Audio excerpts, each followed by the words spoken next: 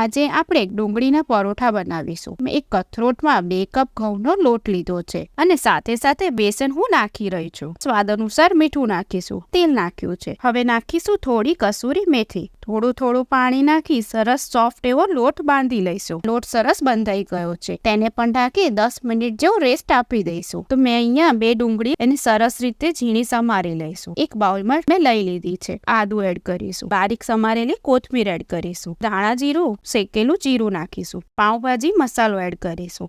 અડધી ચમચી કાચું જીરું એડ કરીશું. લાલ મરચું પાવડર એડ કરીશું. સારી રીતે મિક્સ કરી લઈશું. સ્વાદ અનુસાર મીઠું નાખીશું. ફિલિંગ બનીને તૈયાર છે. આવી રીતે લુવો લઈ લઈશું અને તેને સરસ એક શેપ આપીશું અને તેમાં થોડું ખાડા જેવું કરી સ્ટફિંગને ભરી દઈશું. હવે આવી રીતે થોડું દબાવતા જઈ સરસ રીતે સીલ કરી લઈશું. તો આવી જ રીતે બધા પરોઠા વણી લઈશું. હવે પરોઠાને સારી રીતે શેકી લઈશું. બસ આવી જ રીતે આપણે પરોઠા બનાવી લઈશું.